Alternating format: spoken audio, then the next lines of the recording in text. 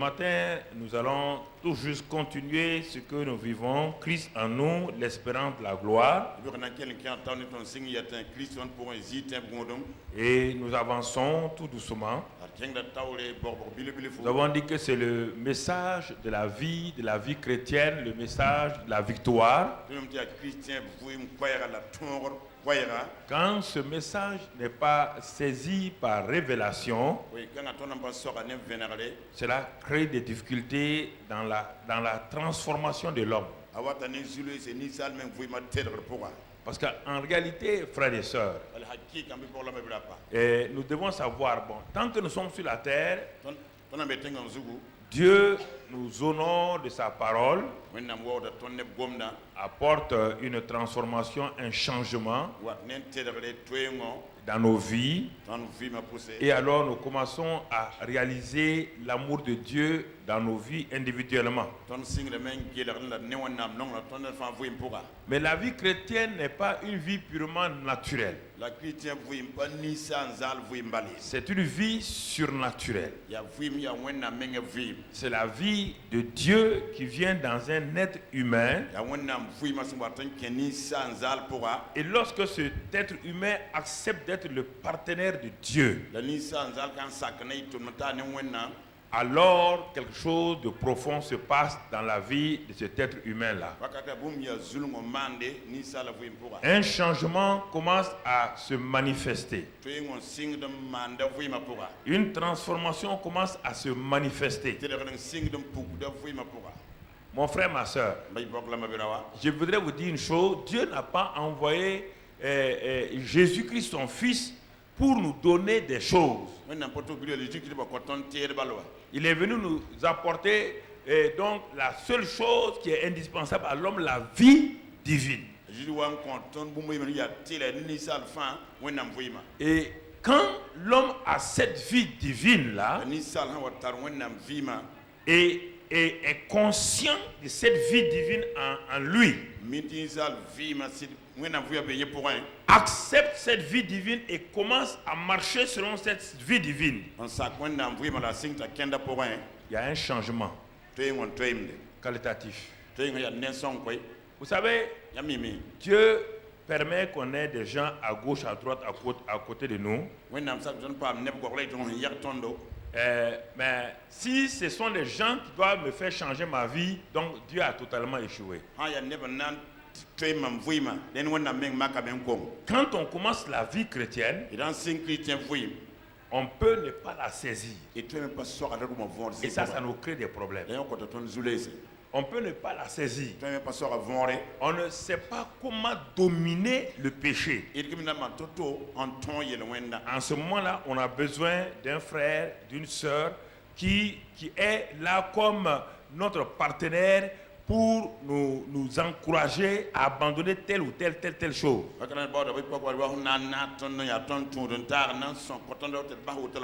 Il y a des choses que certains comprennent rapidement plus que d'autres, pas par l'intelligence, par la révélation divine.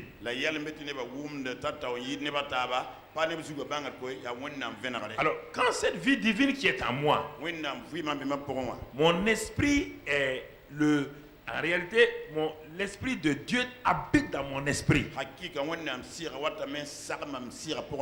Et quand je laisse la parole de Dieu venir nourrir mon esprit régulièrement, alors quelque chose se passe maintenant dans mon âme. Mon âme commence à changer dans tel domaine. Tout ce que je n'ai pas accès dans la parole de Dieu, je n'ai qu'à avoir n'importe qui autour de moi, ça ne peut pas me changer.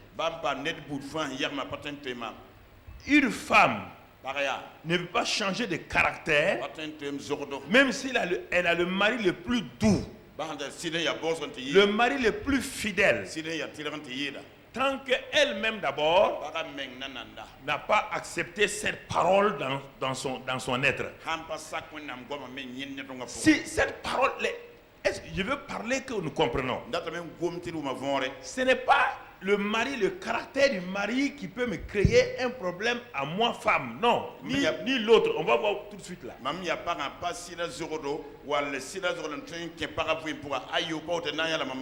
non, non, non, non. Je prends, pour qu'on comprenne mieux, prenons un homme. Ce n'est pas le fait. Frères et sœurs, une femme peut être fidèle à son mari, se livrer à son mari, mais ce gars-là va continuer à courir des filles, à coucher avec des femmes. Ce n'est pas. Est-ce que c'est la faute de la femme ici? Elle est gentille, elle est tout. Mais pourquoi il continue? Parce que la parole de Dieu n'a pas eu accès à son âme. Vous ne saisissez pas. Vous ne saisissez pas. Vous ne saisissez pas. C'est pas ma femme qui m'empêche de courir les hommes et les femmes. Non. Les gens croient ça. C'est du mensonge. Dans un premier temps, ça peut sembler réel, mais c'est faux. Ça peut sembler réel, mais c'est faux.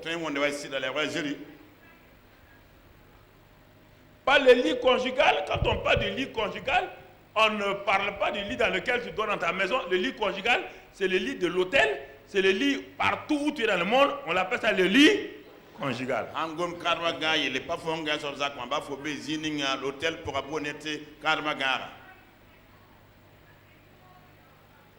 Il y a mon âme. Ma femme ne peut pas contrôler mon âme. Je ne peux pas contrôler l'âme de ma femme. Dieu même ne contrôle pas l'âme de quelqu'un.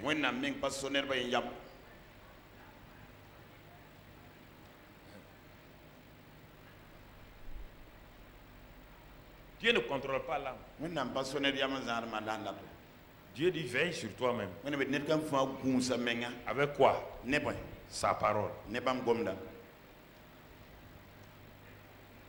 C'est pourquoi, quand on avance dans la vie chrétienne, dans un premier temps, il y a beaucoup d'erreurs que nous faisons parce que nous ne maîtrisons pas notre âme. Nous avons cru que parce qu'on est né de nouveau, que notre âme est née de nouveau. Notre âme n'est pas née de nouveau. Notre âme rentre dans un processus qu'on appelle la restauration. Et ça peut mettre 50 ans. Tant qu'on n'a pas accepté la parole de Dieu dans notre âme, ça peut mettre 50 ans. On peut être jaloux 100 ans. On peut dire qu'à notre mort, on est jaloux. Parce que la parole de Dieu n'a pas pu pénétrer dans cet endroit qu'on appelle jalousie là, pour enlever ça. On n'a pas donné la liberté ou à la parole de Dieu d'enlever la jalousie.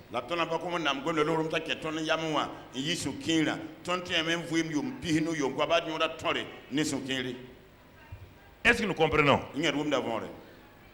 C'est ça la chose importante. Mais regardez Adam et Ève. Qui a gardé qui? Chacun d'entre eux était libre. Retournez toujours au commencement de la chose. Tant que la parole n'a pas pénétré le cœur de Ève. Ève a été créée par Dieu. Mais la nourriture d'Ève et Adam, ce n'était pas l'arbre de vie d'abord, c'était la parole que Dieu a prononcée. C'est la parole que Dieu m'a donnée là, qui est ma nourriture. Si Ève avait accepté la parole qui est sortie de la bouche de Dieu, écoutez-moi très bien, elle n'a même pas besoin d'Adam. Si elle avait accepté que ce que Dieu a dit par ta bouche là, si elle avait accepté ça, elle ne toucherait pas à l'arbre de la connaissance du bien et du mal.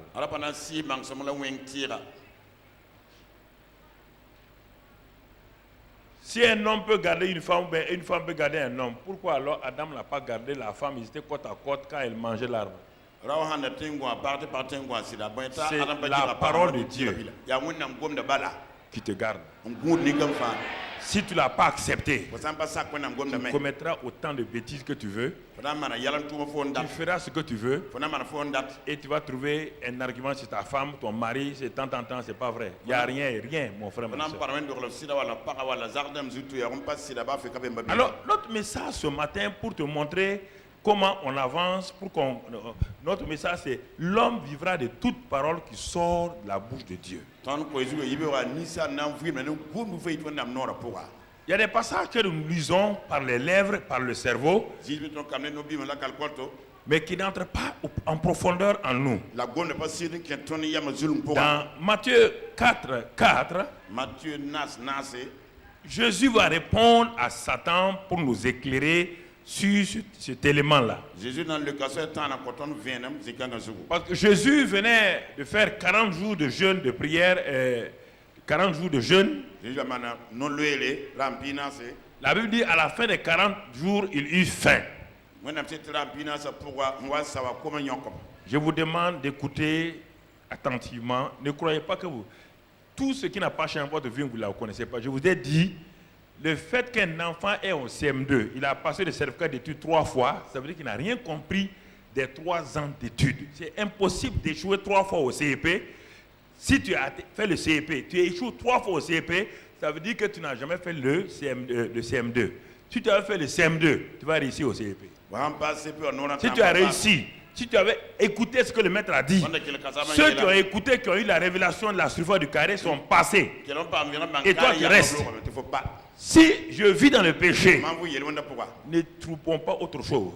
Ne cherchons pas quelque chose. Je n'ai pas accepté la parole. Mon échec est lié au degré d'acceptation de ma parole, de la parole de Dieu par rapport à ma vie. Alors, il a faim. Comment on Jésus? Jésus a faim, il a un besoin physique. De même, quand tu as faim, tu as les mêmes problèmes là. Il avait les mêmes problèmes. Il n'était pas un extraterrestre. Il avait faim, il était fatigué comme toi et moi. Écoute-moi très bien. Il avait le droit à la nourriture.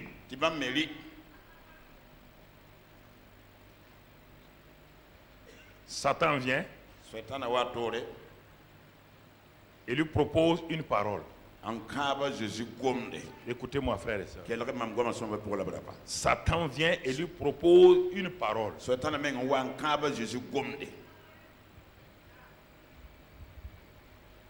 Satan lui propose une parole.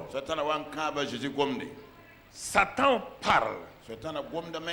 Nous venons de dire notre titre, l'homme ne vivra de toute parole qui sort de la bouche de Dieu. Ça veut dire que toute parole qui ne sort pas de la bouche dont tu ne vis pas, tu meurs. Toute autre parole tue les gens. Ça tue ta vie, ça tue ton caractère, ça tue tout. Et il faut que vous compreniez ça clairement, frères et sœurs. Comprenez ça, mes sœurs. Vous faites des erreurs, c'est mon mari, c'est ma femme. Non, toute parole qui ne vient pas de la bouche de Dieu ne peut pas donner la vie. C'est-à-dire la sainteté, la victoire sur le péché, rien. Que vous acceptez ou pas, ce n'est pas mon problème. C'est ça la parole de Dieu.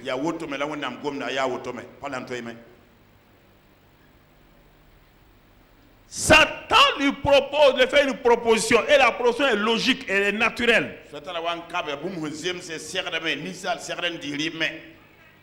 Jésus répond à Satan. On revient au verset 4 là.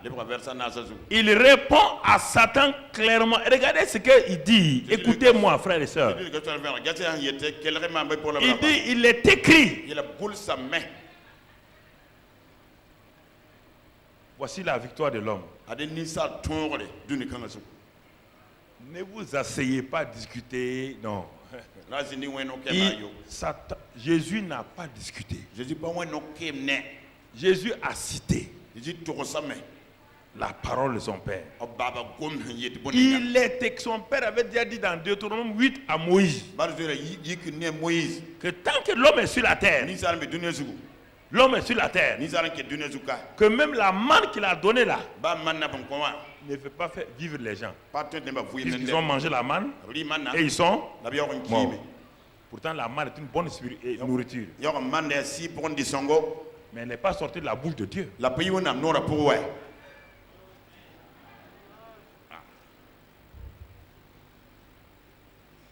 Écoute mon frère.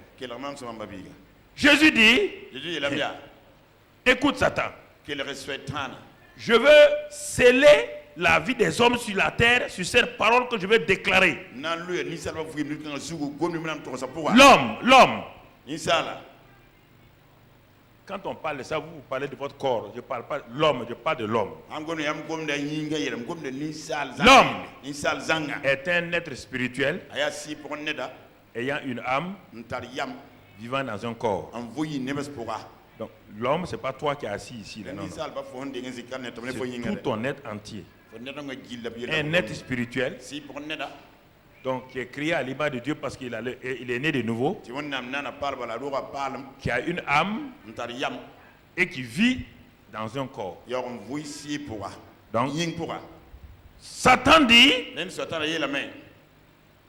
il faut nourrir ton corps, ton enveloppe. C'est l'enveloppe qui a faim. C'est le corps physique qui a faim. Nourris-le. C'est ton corps physique qui a des désirs sexuels. Nourris ton corps physique. C'est ça qu'il fait. Ah non, nous là, on a dit que la jeunesse, que les médecins ont dit que pour vivre normalement, un jeune doit avoir des relations sexuelles. Mensonge. Qui vous a dit ça? Si ce n'est pas maintenant, qui t'a dit ça? Qui t'a dit ça? Qui vous a dit ce mensonge? C'est ça qu'il propose à Jésus. Il met toute l'attention sur le corps, l'enveloppe de Jésus. C'est l'enveloppe qui a faim. Pas son esprit ni son âme.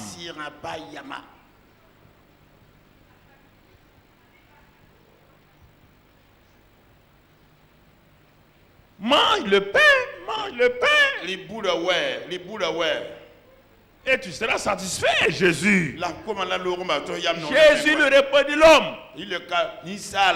Satan, tu fais semblant de ne pas savoir que l'homme, ce n'est pas le corps. Il dit l'homme. Que le Père, le Saint-Esprit et moi, nous avons créé. Je suis créateur de l'homme. Je suis devenu un homme. Mais je n'oublie pas que lorsque nous créons l'homme au ciel, l'homme, le Père a dit que quand l'homme sera sur la terre, un être spirituel qui lui ressemble à lui, ayant une âme, vivant dans son corps, cet homme-là vivra seulement de toute parole qui sort de ma bouche, dit l'Éternel.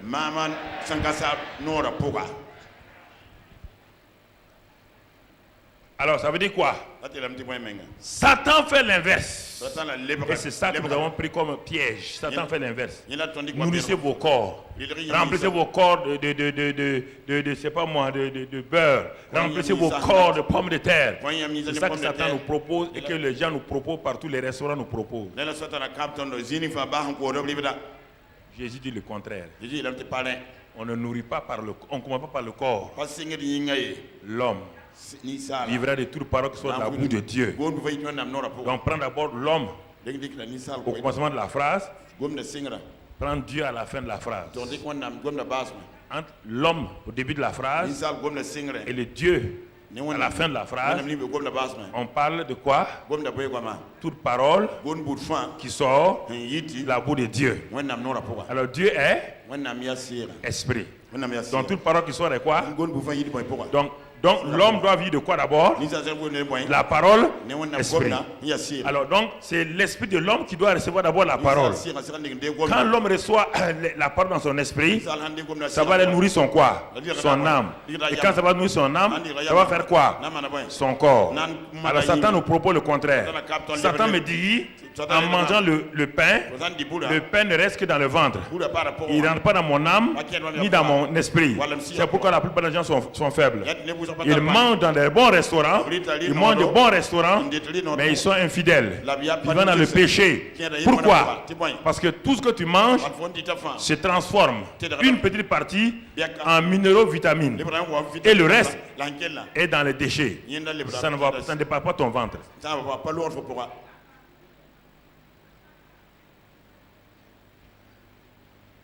L'homme, Dieu, vivre de toute parole qui sort de la bouche de Dieu. Et si vous regardez ce mot vivre là, c'est pas le mot Zoé. C'est pas le mot bio. Non. C'est le mot Zaon. C'est de ce mot vient Zoé. C'est de tout ce que Dieu a créé naturel sur la terre là. Et le spirituel, la combinaison de tout, ça vient de ça, ce processus de Zaon là. Alors, écoute-moi mon frère, ma soeur. Cela veut dire que et ce mot vivre là, on ne parle pas de la respiration. On ne parle pas de tes activités, ça n'a rien à voir. Ma vie est gâchée. Je ne parle pas de ce que les jeunes filles disent, ma vie est gâchée. On ne parle pas de ça. Non, on ne parle pas de ça. Ça n'a rien à voir. Dieu dit que l'homme là, pour être en adéquation avec Dieu, pour être en harmonie, pour être dans la santé. Donc, ce mot, quand il dit vivre là, c'est vivre quoi? Spirituellement. Tu es en relation avec Dieu. Dans ton âme, tu es restauré. Dans ton corps, tu es en bonne santé. C'est ça le mot vivre ici.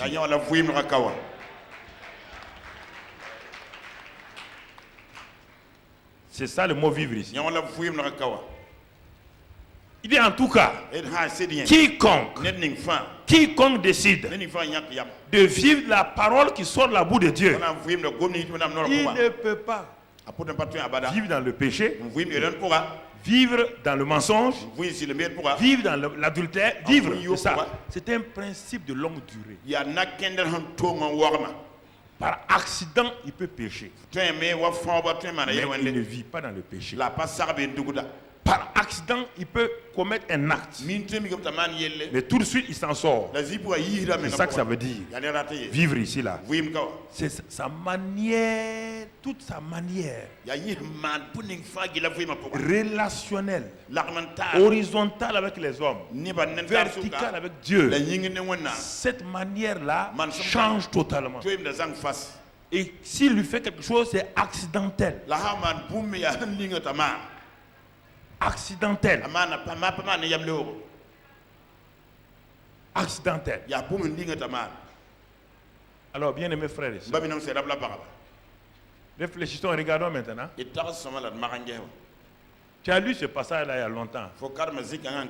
Mais qu'est-ce que tu as compris? Qu'est-ce que tu as compris? Tu n'as rien compris? On te dit que l'homme vivra. Ça veut dire que l'homme aura la victoire. Dans tout ce qui est la vie là. La victoire sur la maladie par la parole de Dieu. La victoire sur le péché par la parole de Dieu. La victoire sur ses ennemis par la parole de Dieu.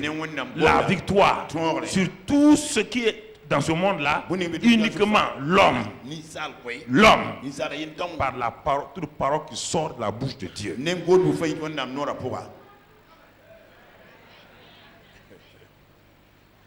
Toute parole qui sort de la bouche de Dieu. Alors, chez toi, mais je suis un homme intelligent et créé à l'image de Dieu.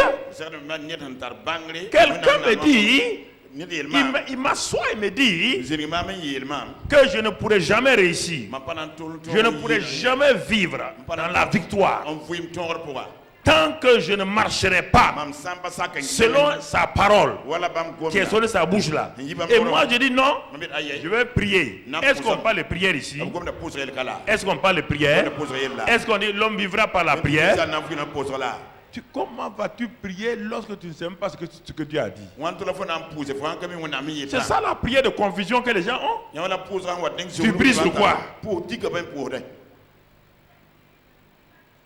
Prière veut dire quoi dans le naturel? Prenons un exemple simple. Tu as un besoin, tu viens chez moi. Tu penses que je peux pourvoir à tous tes besoins. Mais le fait de venir chez moi là ne te donne pas la garantie que je vais pourvoir. Non, mon ami. Non, non, non. On va prier. Tu vas prier quoi? Tu viens me prier. Tu vas me prier pourquoi? Je ne t'ai rien dit. Tu vas me prier pourquoi? Tu vas parler au hasard. Pas prier. Prier, c'est pas... Non. Tu viendras chez moi, tu t'assieras, tu vas causer avec moi. Ah oui, ça fait 3 jours de ma famille et moi. On n'a pas à manger. Les enfants sont malades. On n'a pas payé les frais de scolarité. Ça c'est prière. Ça c'est prière. Mais alors, quand vous dites que vous voulez prier là, vous voulez prier sur la base de quoi? Vous voulez prier sur la base de quoi? Il peut parler toute la journée. Tant que je n'ouvrirai pas ma bouche, il n'a qu'à savoir que j'ai des milliards. Ça peut donner la foi. Hein?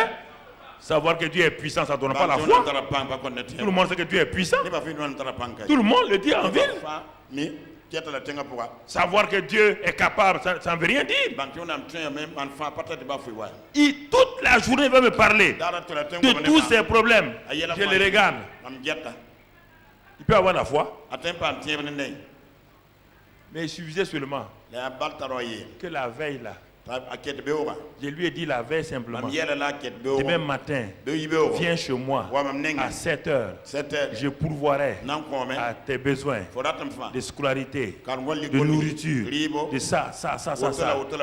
Est-ce qu'il a besoin de venir me raconter tout ça? Il va marcher selon ma quoi? Ma parole à moi, pas sa parole. Sa parole n'a aucune puissance. Sa parole n'a aucun effet. C'est pas parce qu'il a parlé que moi je vais être ému. Parce qu'on a parlé, on pleure devant Dieu, Dieu sera ému. Qui vous a dit ça? Dans la Bible, on a dit que Dieu est ému par les choses. Dieu fait quoi? Dieu fait toutes choses selon ça. Il ne fait rien sans ça. Alors, tu veux que Dieu fasse quelque chose? Donne-lui sa brique. Donne-lui son ciment. Il va bâtir ta vie. Il va bâtir ta vie. Il va bâtir ta vie. C'est ça Christ en nous là. Quels sont les matériaux? Maintenant, on a vu la direction divine. On a maintenant les matériaux pour construire notre vie. C'est ça. Les matériaux qui vont me permettre d'avancer.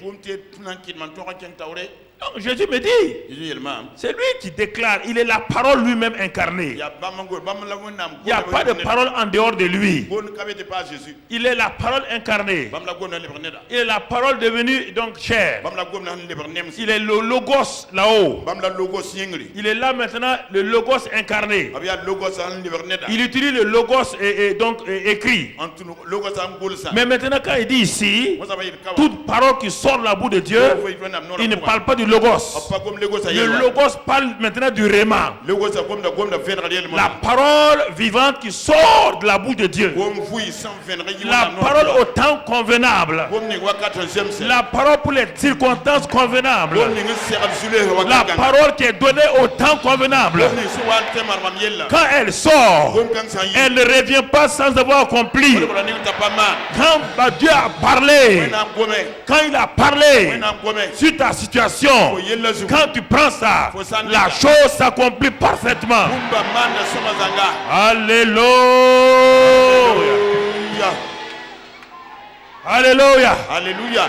Quelle est ta nourriture?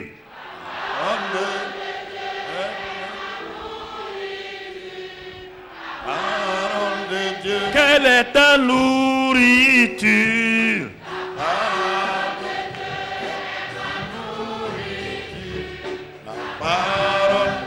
Qui est ton conducteur?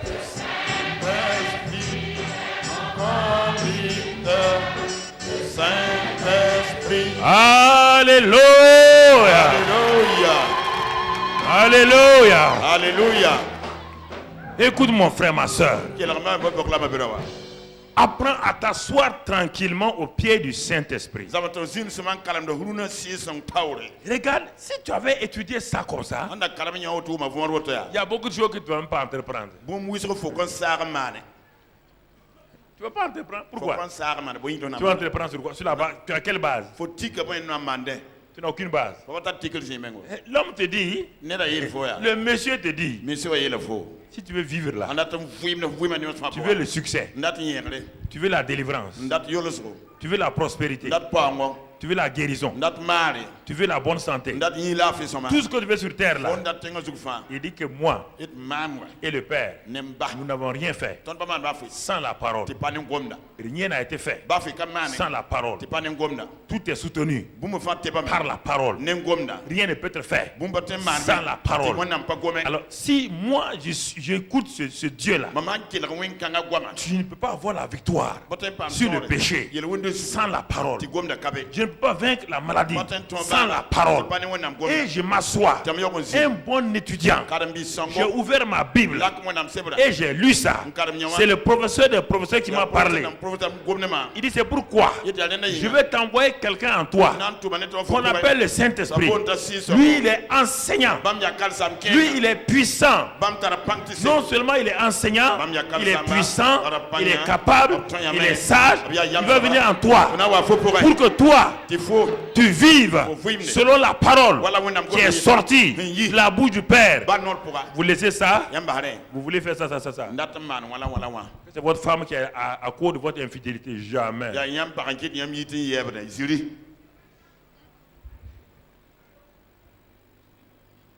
C'est pas vrai?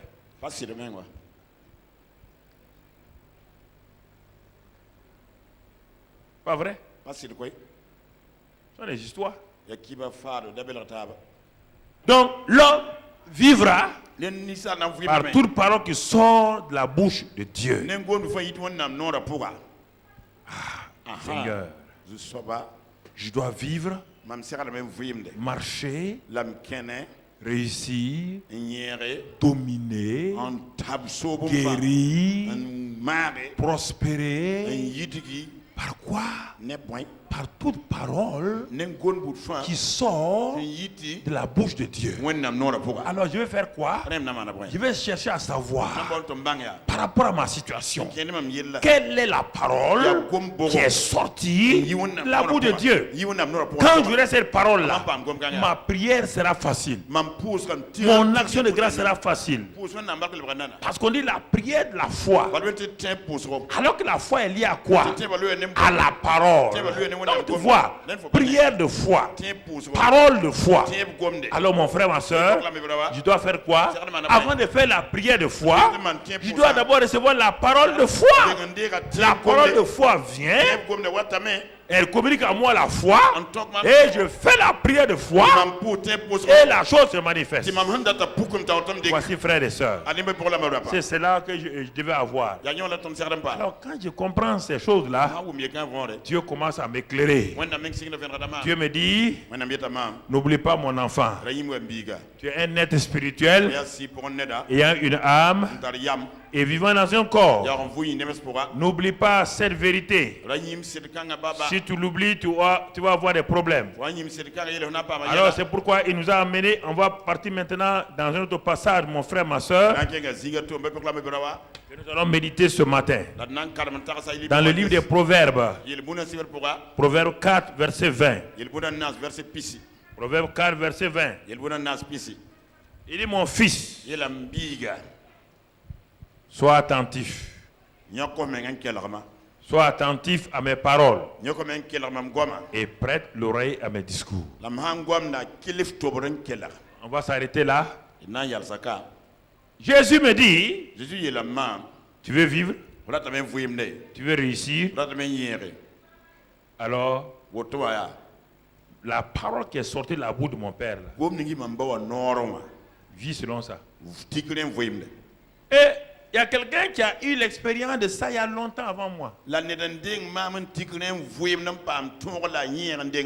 Donc Donc, c'est pour encourager chacun d'entre nous.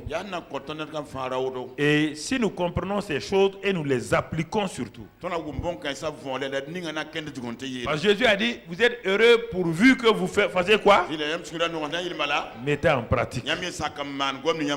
La révélation doit aboutir, doit finir sur la pratique.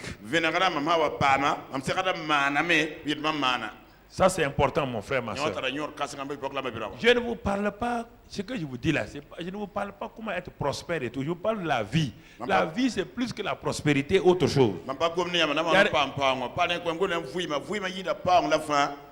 J'ai vu des gens qui sont prospères dans une misère chronique. Regardez, ils sont au dehors en pareil. Quelle paix, quelle joie ils ont. Ils n'ont pas de joie ni de paix. Non. Pourquoi? Parce que l'intérieur, l'homme intérieur n'est pas ancré à la parole. Alors, le Seigneur me dit ici par la bouche qu'il a inspiré à Salomon. Salomon parle, il dit, mon fils, sois attentif à mes paroles. Donc Dieu parle à chacun d'entre nous ce matin à travers ce qu'il a révélé à Salomon.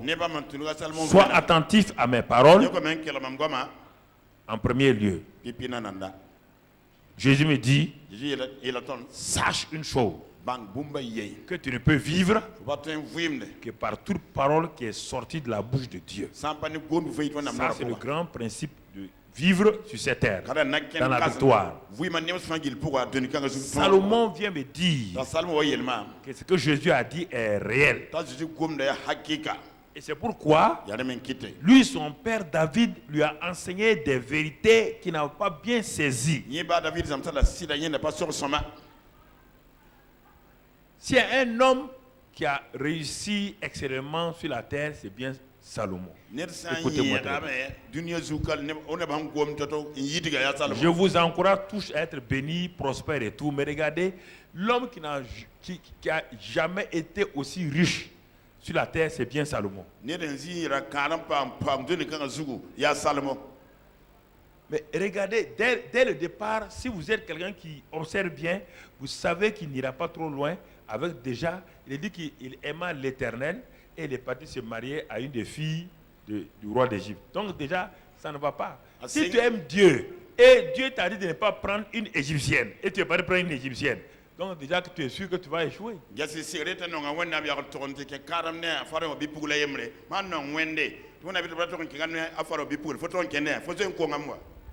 Ah, ça c'est sûr. C'est sûr et certain. Ton échec est programmé. Il ne s'agit pas de succès mitigé. Parce que ce que Dieu lui a dit là, qui va le rendre riche là, Dieu va jamais reculer quand il dit il n'est pas un homme pour se repentir, ni le fils d'un homme pour mentir.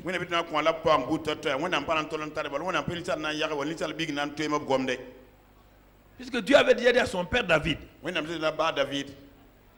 tes enfants là, ta postérité là, je vais les bénir.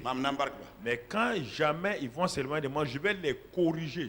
Dis-leur, je vais les corriger comme j'ai jamais corrigé quelqu'un. Mais à cause de toi, je ne vais pas leur retirer tout le pouvoir. À cause de David, Dieu n'a pas retiré tout le pouvoir. Il lui a laissé la tribu à Salomon, la tribu de Juda. Donc, mon frère, ma soeur, il ne savait pas de réussir dans un domaine et puis échouer dans un autre domaine. Non, la vie chrétienne est une vie équilibrée. Et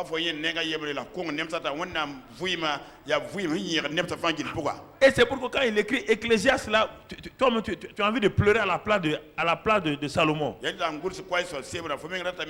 dit, je suis l'homme qui a tout vu sur la terre. J'avais des étangs qui arrosaient des forêts. J'ai rendu l'argent aussi vulgaire comme le caillou à Jérusalem.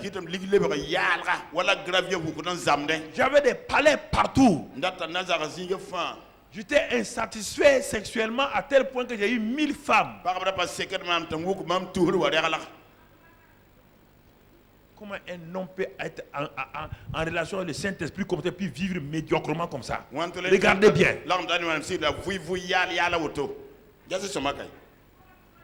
Regardez. N'importe quelle femme, il voit seulement.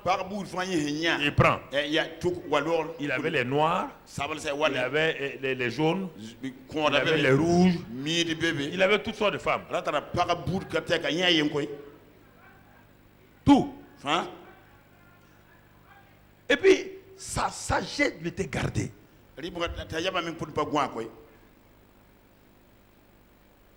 C'est ça qui le trompait. Mais il oublie les dons de Dieu. Dieu ne se répand pas de ses dons. Mais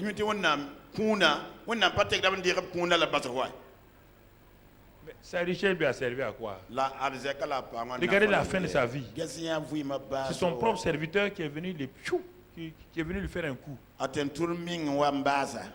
Il est mort, il n'a même pas été honoré comme son père David.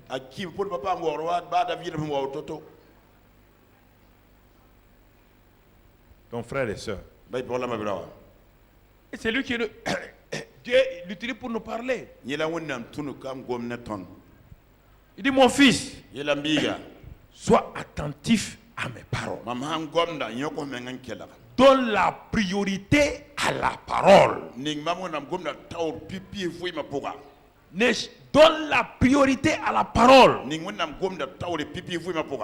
Mets la parole devant toute chose. Ne cherche pas autre chose, la parole, parce que l'homme ne vit que par la parole. Mets la parole en première place.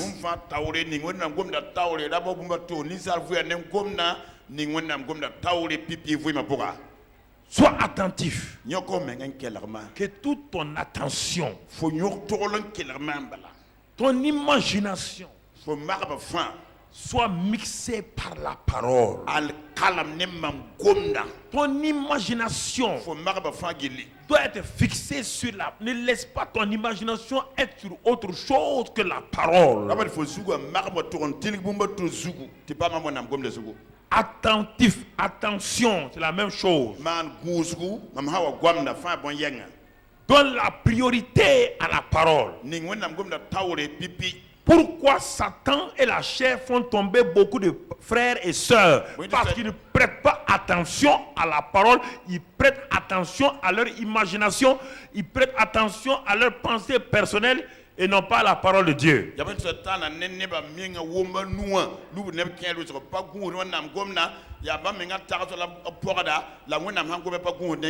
C'est important, mon frère. Pourquoi je dois prêter attention à la parole? Pourquoi? On dirait que vous ne vous asseyez pas. Quand je vous regarde, on dirait que vous ne vous asseyez pas pour regarder exactement ce que Dieu dit. Pourquoi Dieu me dit de prêter attention à sa parole? Pourquoi?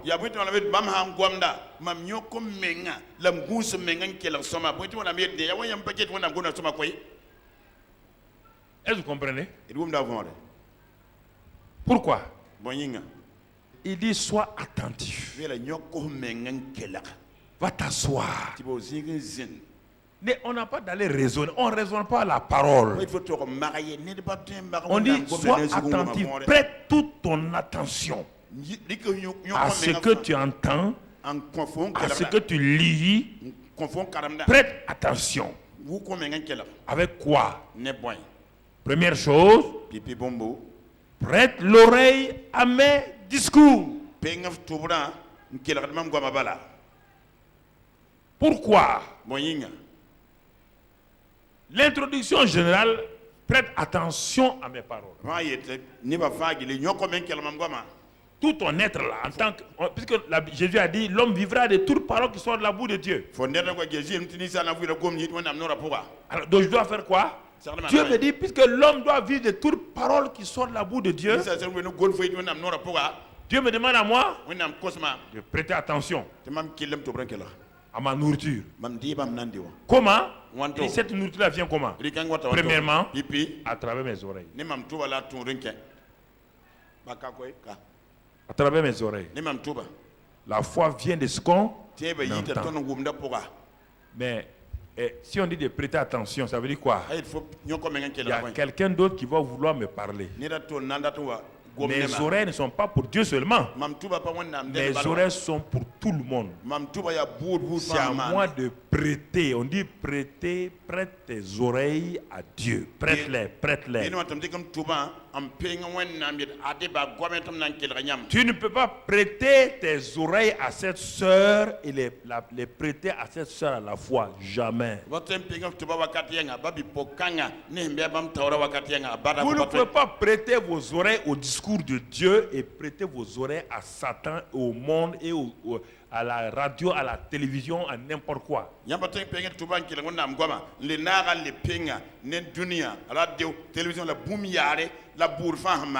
Impossible. Prête tes oreilles. Prête-les. Quand quelqu'un dit prête-moi ta voiture, ça veut dire si sa voiture part de sa main à ma main, il ne peut plus l'utiliser. C'est moi qui l'utilise maintenant.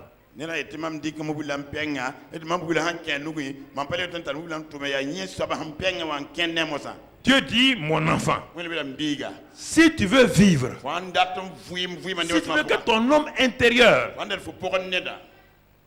soit fort, sa nourriture, c'est la parole. Quand ton esprit sera bien nourri, il va affecter ton âme et ton corps sera guéri. Pas besoin. Pas besoin qu'on prie pour toi. Pas besoin qu'on prie pour toi. Pas besoin qu'on prie pour que tu aies un enfant. Parce que tu ne prêtes pas, c'est pourquoi l'enfant ne vient pas. Tu ne prêtes pas. Tu n'as pas la victoire sur le péché. Tu ne prêtes pas l'oreille au discours de Dieu.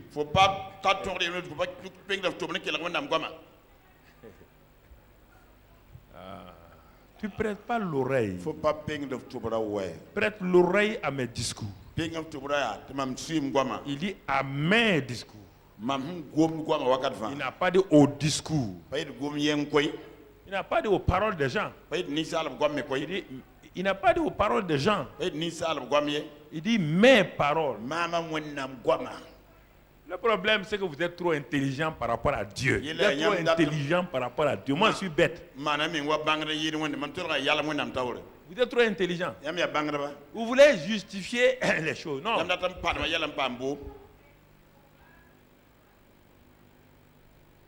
Prête tes oreilles. Refuse. Quelqu'un t'a dit que cette maladie-là amène à la mort. Et Ézéchias a dit au prophète Ésaïe, quand il est venu dire, prépare-toi, tu vas mourir, Ézéchias a dit très bien. Il dit, j'ai entendu, mais je refuse de prêter mes oreilles à toi. Je vais prêter mes oreilles à qui? À Dieu. Il n'a pas eu raison? Il n'a pas eu raison? Est-ce que Ésaïe est parti loin? Dieu l'a ramené, oui ou non? Alors quand vous prenez rien, un médecin vous dit, voilà, maintenant votre tension est montée, votre diabète est monté, vous écoutez maintenant le médecin, vous mourrez avant votre temps. Pourquoi? C'est le problème, vous ne vous basez pas sur la parole de Dieu. Vous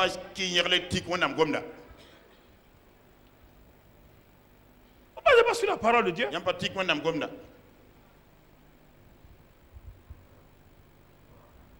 Et ceux qui meurent en bonne santé, ils sont pas malades, sans que le docteur ait parlé. Et ceux qui meurent comme ça, au hasard.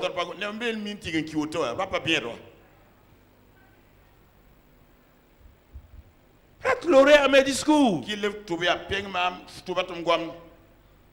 est le domaine de ta vie où tu dois prêter l'oreille? Est-ce la maladie? Qu'est-ce qu'il a dit? Quel est le discours de Dieu? Il a pris mes infirmités. Il s'est chargé de toutes mes maladies. Par ses meurtrissures, je suis guéri. Je prête mes oreilles là-bas. On n'a pas dit de prêter par 5 jours. Prêter jusqu'à ce que par ton oreille devient l'endroit où le médicament de Dieu, la parole de Dieu va rentrer. Ça va créer la foi en toi. La foi de guérison en toi. Beaucoup de chrétiens, les chrétiens ne sont pas guéris par des miracles et des choses, non. Quand nous partons dans les choses, les chrétiens sont guéris par la parole.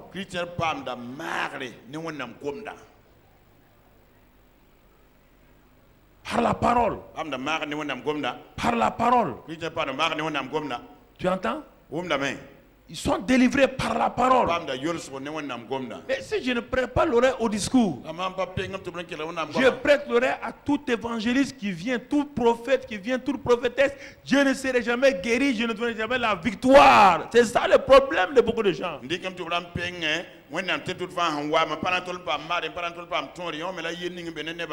Dieu me dit par merci de Jésus, je suis guéri. On me dit non, d'aller jeûner, je serai guéri. Qui t'a dit que tu vas te jeûner, tu seras guéri? Dieu t'a dit ça? Dieu t'a dit ça? Non, Dieu vous a dit ça. Il a pris main, il s'est chargé de main, et par ses meurtrissures je suis. Ça c'est le discours de qui? C'est le discours de qui? Le discours d'un prophète? Le discours de Dieu. Il a pris main, il s'est chargé de toutes mains par ses meurtrissures. Continue à prendre tes médicaments. Prends tes médicaments et par la parole. Si le médecin dit prends tes médicaments, puis que ta foi n'est pas affermie d'abord, et tu continues à dire Seigneur, par tes meurtrissures, puisqu'il y a des maladies que les médecins disent qu'ils ne peuvent pas guérir. Tu l'as dit. Ils t'ont dit qu'il ne peut pas guérir tension. Ils t'ont dit qu'il ne peut pas guérir diabète. Ils t'ont dit tout ça, oui ou non? Alors, prends et continue à parler la parole de Dieu. Puisque la parole de Dieu peut tout guérir. Prends ça et guéris. Voilà. Oui ou non? On n'a pas d'arrêter. Tu prends tes médicaments, mais tu t'appuies sur là. Puisqu'ils disent qu'il ne peut pas te guérir. Prends tes médicaments et prends la parole. Prends la double dose de Dieu, la parole. Prends la double dose. Prends la double dose de la parole. Prends ça. Dans tous les domaines, tu vas réussir. Dans tous les domaines, tu vas réussir. J'ai dit que dans tous les domaines, tu vas réussir. Alléluia. Alléluia. C'est établi, mon frère, ma soeur. Prête l'oreille à mes discours. Prête l'oreille à mes discours. Parce que par tes oreilles, la parole de foi va venir. Parce que Dieu veille sur sa parole pour l'exécuter. Dieu veille sur ta parole pour la réaliser. Il dit que sa parole qui sort de sa bouche. Pourquoi Jésus a dit et l'homme vivra de toute parole qui sort de la bouche de Dieu. Esaïe dit à Jésus, tu as raison. Parce que moi j'ai expérimenté que toute parole qui sort de la bouche de Dieu, c'est comme la pluie. La pluie descend, elle arrose, elle féconde, elle fait germer, elle donne la semence au semeur, du pain à celui qui doit manger. Ainsi en est-il la parole de Dieu. Quand elle sort, Jésus, tu arrêtes, quand elle sort, si c'est la parole de Dieu qui est sortie, assois-toi, elle va revenir. Hey. Alléluia. Amen. J'ai dit qu'elle va revenir. Elle va sortir sous la forme de semence. Elle revient sous la forme de récolte. Tu sèmes une semence qui récolte sans résultat. C'est ça la parole de Dieu. Oh, alléluia. Alléluia. Alléluia. Alléluia. Allez, oh, Alléluia. Cette parole est dans mon cœur. Elle est dans mon être intérieur. Elle est dans mes entrailles. Elle a fermé mes entrailles.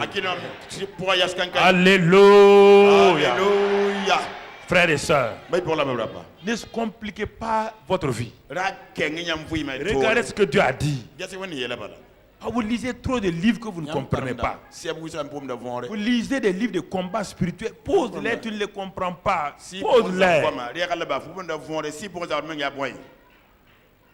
Il n'y a aucun démon que Jésus est en train de vaincre maintenant. Tous les démons sont vaincus.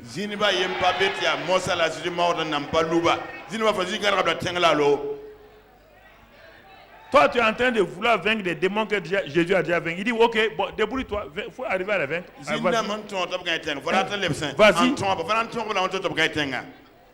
Non, mais non, vous perdez votre temps. Allez-y, allez-y. Allez-y. Allez-y.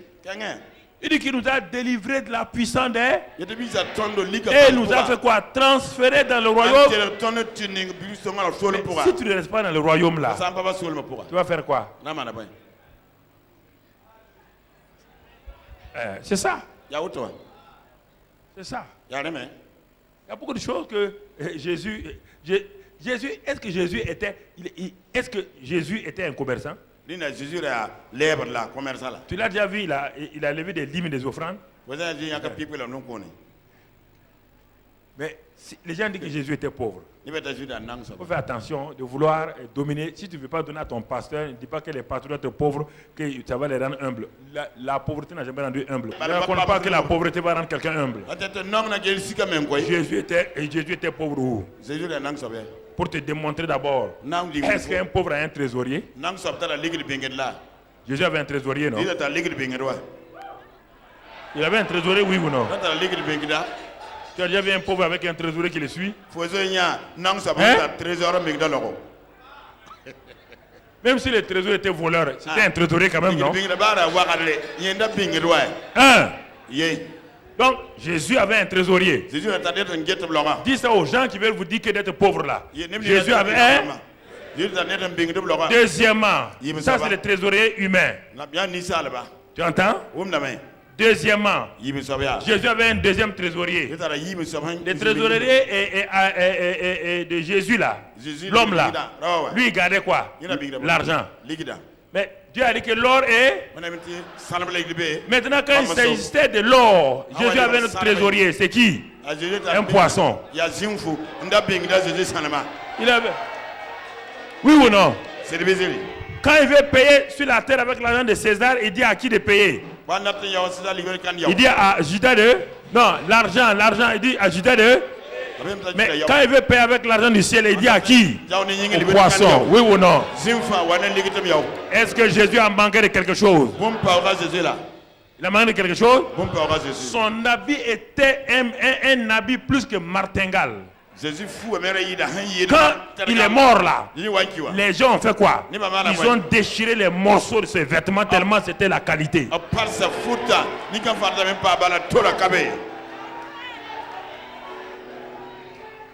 Prête l'oreille à mes discours. Ce n'est pas fini. Qu'il ne s'éloigne pas de tes yeux. Ne laisse pas ma parole t'éloigner de tes yeux. Fais attention à tes yeux. Ne regarde pas tout le temps. Change vite ton regard. Quand tu as vu quelque chose, tu vois que ça va attirer ton âme. Change. Change. Ne regarde pas. Parce qu'elle va regarder. Regardez. Elle a vu que le fruit était bon. Et bon. Parce qu'elle a regardé. Elle a regardé. Elle a regardé. Elle a regardé. Elle a regardé. Elle a vu. Elle a regardé. Elle a vu. Quand tes yeux sont sur quelque chose, change. Change vite. Change tes pensées. Tourne. Ça, c'est les décisions. C'est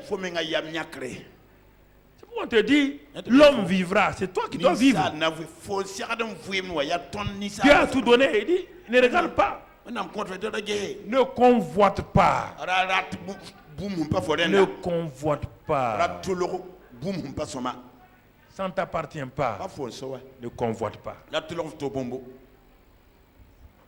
Ces 5000 francs ne t'appartiennent pas. Ne convoite pas. Ne convoite pas. Cette voiture ne t'appartient pas, ne convoite pas. Ce cellulaire ne t'appartient pas, ne convoite pas. Tourne tes yeux. Fixe les yeux. Regarde dans Matthieu 14. On peut lire Matthieu 14. Matthieu 14. Quand tu fixes les yeux sur le chef et le consommateur de la foi, tu es sûr de réussir. Matthieu 14. Jésus a dit à Pierre de venir. Il dit viens. Donc Jésus avait dit à ses disciples d'aller sur l'autre côté. Et ils sont entrés dans la barque. Au moment où ils allaient dans la barque là, en ce moment-là, le vent s'est levé vers 2h, 3h du matin sur l'eau. Et regardez frère, regardez des disciples qui sont avec Jésus. Quand je vous parle, c'est sérieux. Des gens qui sont avec Jésus. Ils l'appellent Maître, Seigneur. Ils écoutent ses paroles, ils boivent ses paroles. Mais il y a quelque chose, leur cœur n'est pas encore enraciné dans la parole. N'est pas enraciné dans la parole du Seigneur. Leur tradition domine leur vie encore. Ils n'ont jamais vu de fantômes, ils n'ont jamais vu d'esprit, ils n'ont jamais vu. Mais leur tradition dit que ça existe. Ils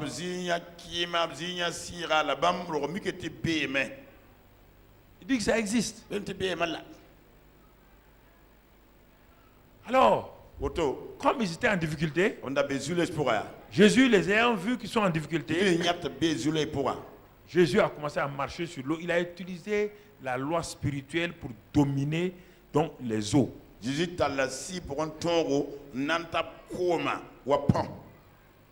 Ah, les gens disent, c'est Jésus, hein, c'est Jésus. Vous savez, c'est Jésus seul qui peut faire ça. Oui, allons-y.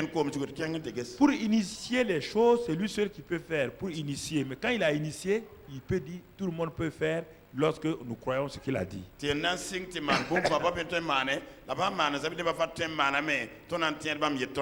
Alors, quand les disciples l'ont vu venir, dans ce passage de Matthieu 14, 24 maintenant,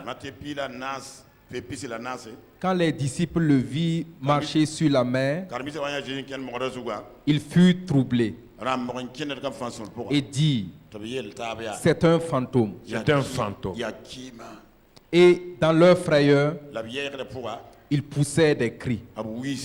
Ils poussèrent des cris. Dans leur frayeur. Bon, écoutez. Ici, là, qu'est-ce qu'on a vu dans Proverbe 4?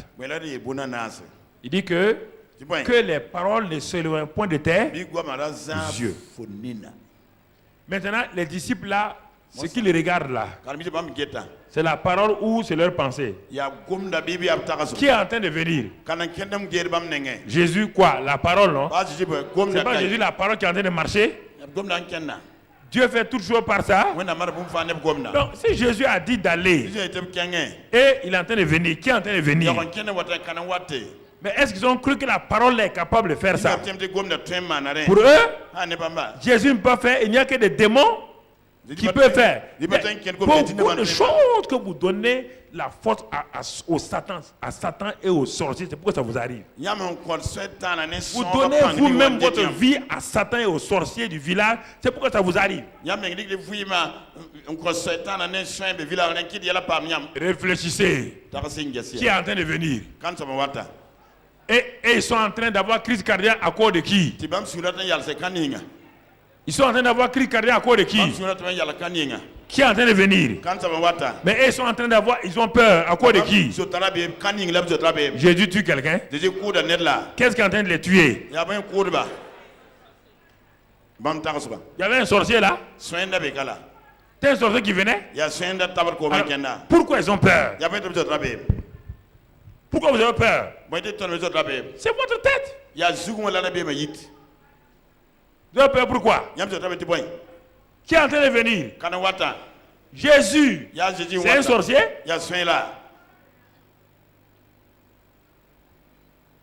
Il eut quoi? Peur. Jésus leur dit aussitôt. Jésus leur dit aussitôt, écoutez. Rassurez-vous. Rassurez-vous. C'est moi. D'abord, il va parler à leurs oreilles. Rassurez-vous, prêtez attention. Je vous ai dit de partir. Vous devez oublier ça. Maintenant, je reviens encore. Je vous dis, rassurez-vous. C'est moi. Donc, tendez-vous. Premièrement, il fait appel à l'heure. Après, il va faire appel à l'heure quoi? À leurs yeux. Textuellement, ce qu'on voit. Et vous croyez que vous devenez chrétien, vous croyez que ça va marcher comme ça? Satan va créer toutes sortes de choses pour vous faire peur. C'est Jésus qui a créé ça pour les faire peur. Qui est dans l'affaire là? Qui est dans cette affaire de trouble là? C'est qui? Qui est derrière? Satan.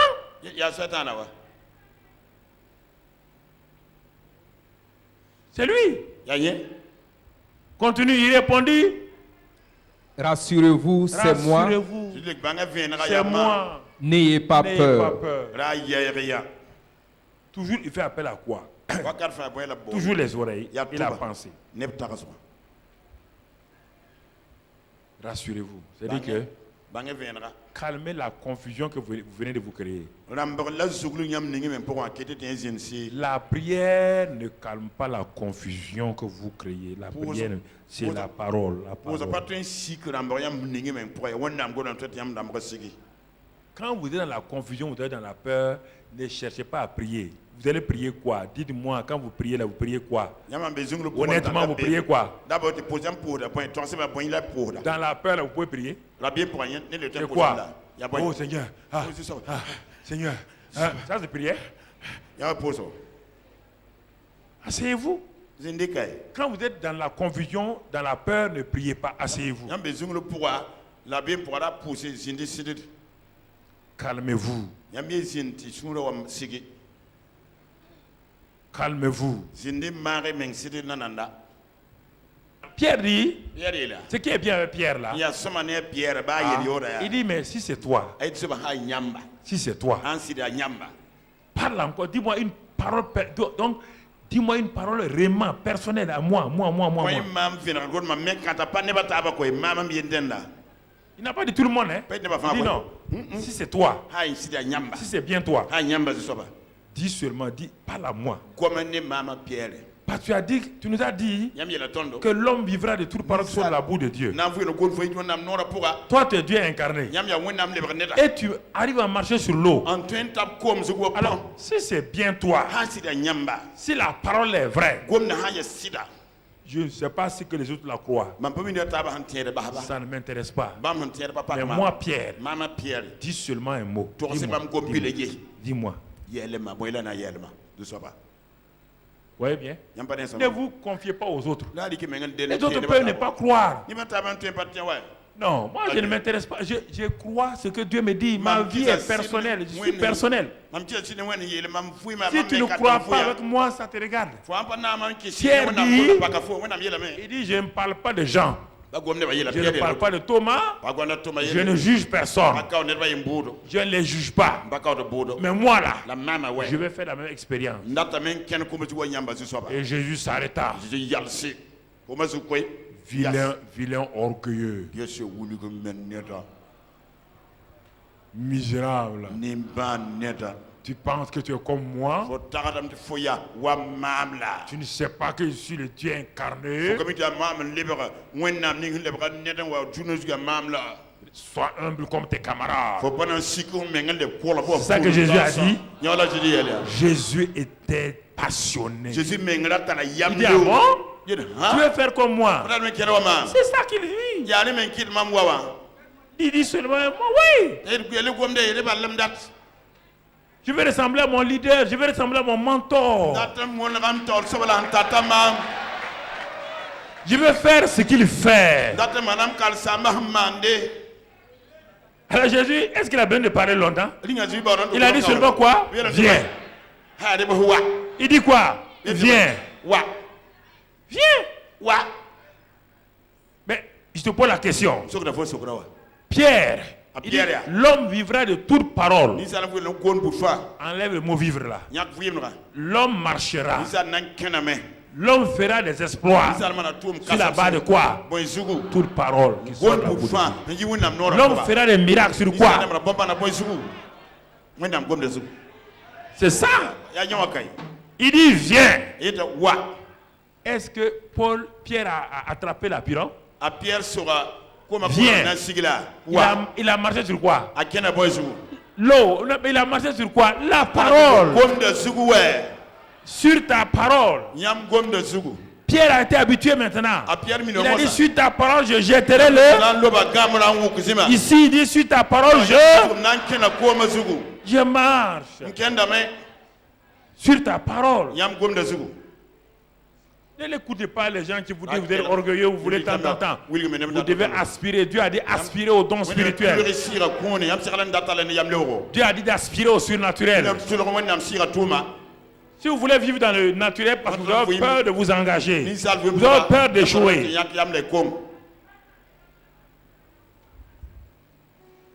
Il a marché. Pierre a marché. On ne sait pas combien de mètres. Il a marché en regard. Il a d'abord entendu quoi? Il regardait qui? Il entendait la parole. Quand il sortait de l'eau, est-ce que le vent ne soufflait pas? Est-ce qu'il a prêté attention au vent? Vous croyez que c'est après que le vent a soufflé? Non. Quand Pierre sortait là, le vent faisait quoi? Les vagues faisaient quoi? Mais il a basé sa vie sur quoi? Sur les symptômes? Sur la fièvre de ton corps? Sur les résultats de la radio? C'est ça le problème. Quand tu fixes tes yeux sur les résultats de la radio, c'est ça qui te fait peur. C'est ça. Sur ton compte en banque, c'est ça que tu regardes. Tu vis. C'est ça. Dès qu'on t'envoie ton compte en banque, tu ouvres, tu regardes. Comme il reste, il te reste. Toute ta vie, c'est ça. Il me reste 5 000 francs dans mon compte en banque. Ça fait plus de 10 ans, je n'ai jamais ouvert mon compte en banque. Les papiers qu'on m'envoie, je n'ouvre pas. Je ne vis pas de ça. Je vis de la puissance du jour. C'est ça mon frère. C'est ça le problème. Mais maintenant, quand il a commencé à exercer donc sa foi, au lieu de fixer toujours les yeux sur Jésus, c'est sûr et certain, comme tout homme, il a voulu essayer de regarder à gauche, à droite pour montrer. Quand il a regardé à gauche, il a vu quoi? Il a vu les vagues. Il a regardé à droite, il a vu quoi? Automatiquement, ses pensées ont repris. Oui ou non?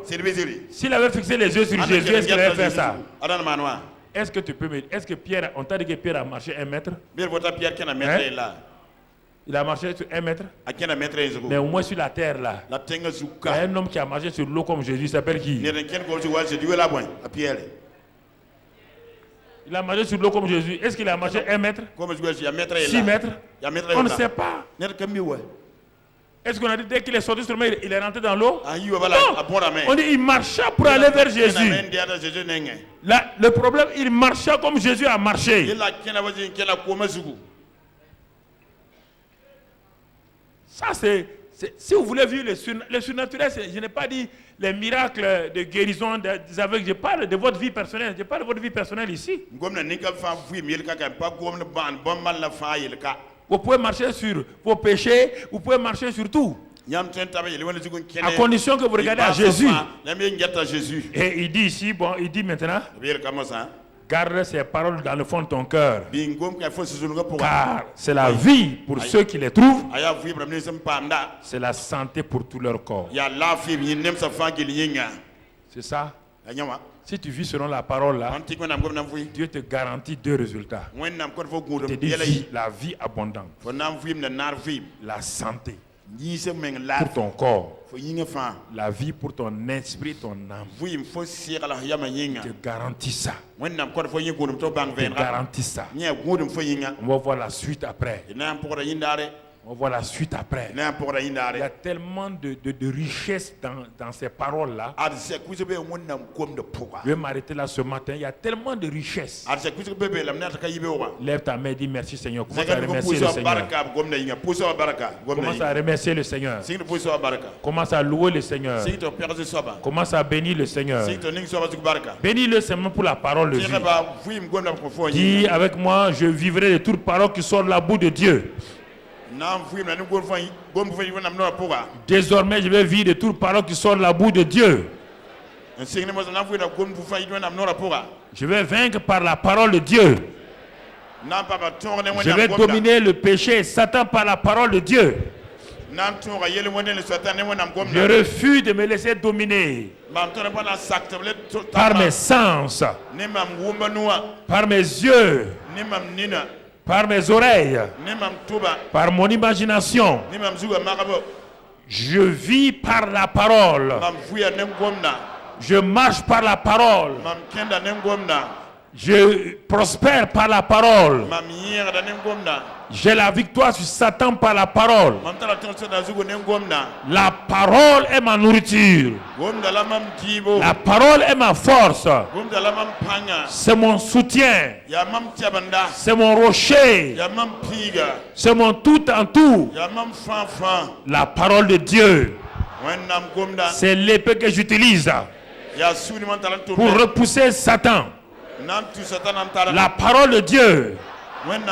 C'est par elle que je bâtis ma vie, que je transforme ma vie, que je change ma vie. C'est par elle que je marche dans la victoire. Merci Seigneur. Je ne crains plus.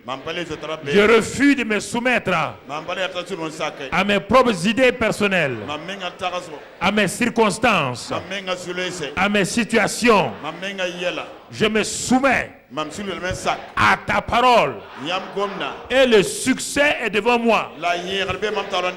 Quoi qu'il advienne, quelles que soient les circonstances, le succès est devant moi. La prospérité est devant moi. L'élévation est devant moi. Je refuse d'accepter les circonstances. Les circonstances ne me dominent pas. La parole de Dieu est ma domination. C'est mon instrument. Je m'appuie sur elle. Je vis par elle. Je marche par elle. J'ai la victoire par elle. J'ai la guérison, la bonne santé par elle. Seigneur, merci pour ta parole. Pour la parole de grâce. Pour la parole de vie. Pour la parole d'autorité. Pour la parole d'amour et de grâce. J'y crois, Père. Aucun péché ne peut me dominer. Car la parole est mon instrument de domination. Merci, Père. Au nom de Jésus. Amen. Amen. Amen. Amen. Amen.